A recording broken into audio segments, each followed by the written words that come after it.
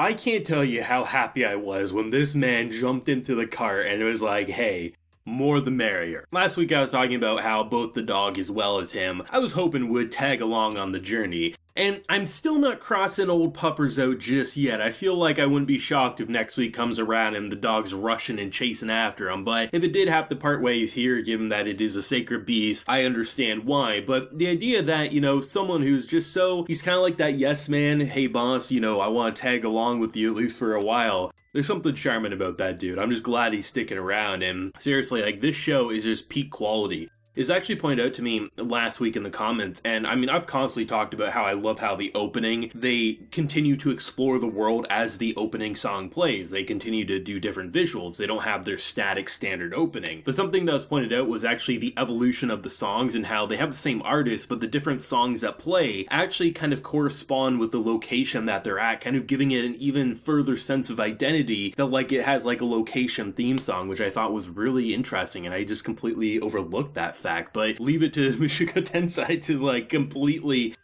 find numerous ways to be peak quality, especially for an isekai adaptation. Now, this week's episode was actually quite a bit of time. I think it was a few months because they were essentially in rainy season, so they had no ability to leave, given the fact that the bridge that was very high up almost was overflowing with water, so they had to wait. But I think that served a great purpose because not only did they kind of get a sense of vacation, they didn't have to worry about money or food or anything like that, they got to bond with different characters as we get further information about best swordmaster and questionable appearance, as Rudy might make it out to be, Ghislaine, and the idea that we get introduced to the brother, and we already were introduced, but we didn't know it was her brother there, and just the numerous points that really flesh out how far certain characters have come development-wise, especially with Eris. Her development has been amazing over, 15 episodes I think total we've seen. Completely blew me away, but the moral, which was probably the biggest and most important message, people change, when Rudy said that. And, you can definitely, especially after last week's episode,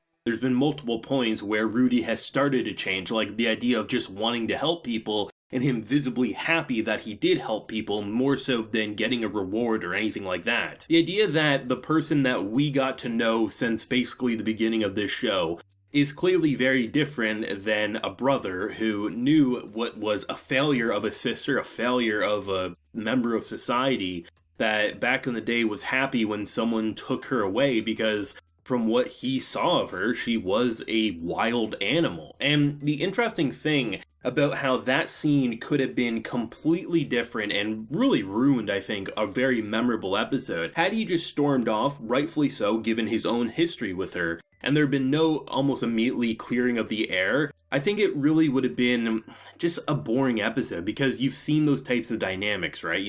Someone knows someone in a certain way, and they know him in a different way, but the idea that Eris, of all characters, stood her ground and was visibly upset, how dare you talk down to the person I respect the most, the person who, when I'm in danger, saves me, the person who trained me, the person who gave me pretty much everything, hell, the ring that she wears, her sense of protection, right? And the idea that he almost immediately, recognized, I know who I know, but somehow she knows someone different within her, right? And the idea that even Rudy, of all characters, it's not just an emotional girl throwing a temper tantrum. Rudy himself is saying, she's actually a member of my teachings. I'm teaching her magic. I taught her how to read and write. And even though he brushed it off as a joke initially, you got to see over the episode, the idea that maybe he was wrong. And even though his own past he wasn't wrong about, from what we can tell, the idea that people can change is something that he had to accept. And I love the idea that when they were parting ways, right, the fact that he challenged Eris immediately to a duel, I want to see what her teachings brought, because from what he knew of her,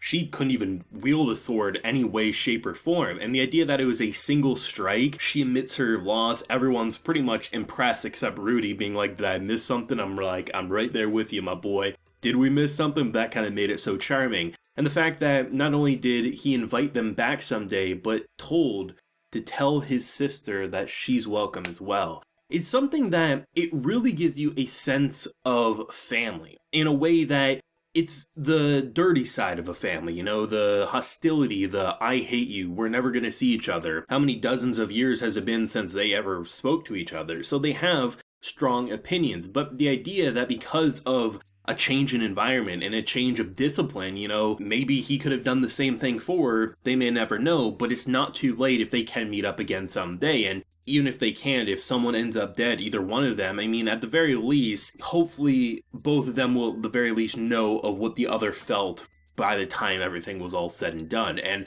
I mentioned how Eris has been a really great sense of development. Her scene, like, not only just standing up and things like that, the fact that she took over, like, an almost big sister role to train these two girls, and even though they kind of had, like, the temper tantrum and they fought, she held back her strength, so she wouldn't hurt her. And she didn't hold a grudge when she came to apologize. You're really getting a sense that the fact that we've only known her for less than a dozen episodes, right?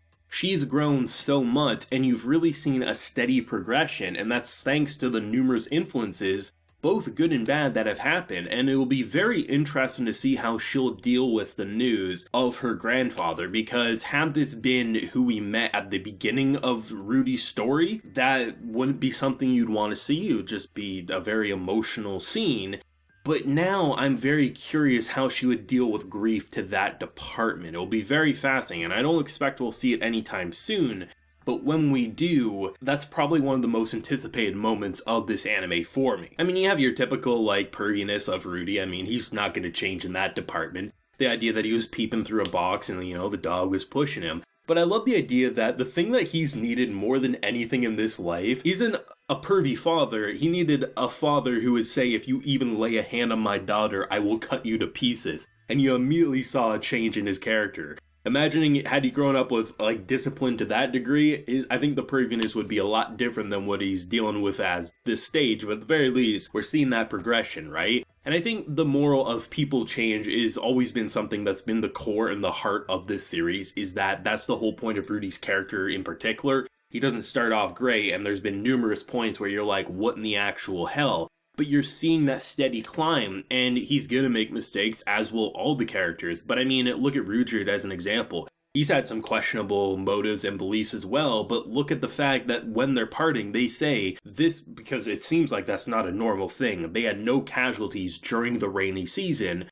and that was thanks to him. So, like, you're just seeing that great build-up, that great development, further fleshing out the world. The art is amazing, the music is outstanding, and the characters' personalities just continue to develop and flourish in ways I never thought I would see, even having high expectations in the beginning of this anime. I really truly hope that this anime can have a full adaptation, whatever that will look like over however many years in this department, because from the way they do openings, to the way they do reactions, to the way they develop and flesh out the world and its characters, I mean, this journey has been some of the most memorable and definitely one of the best fantasy isekai shows you can personally watch, even only having 15-ish episodes out as it stands. But let me know your thoughts. What did you think of, like, the journey that was this episode? Because I think there was quite a bit to it for really just sitting by, training, and kind of getting some family history. But let me know what you're feeling down below. Leave a like if you enjoyed and subscribe if you're new around here. So until next time, everyone, please take care and have a good one.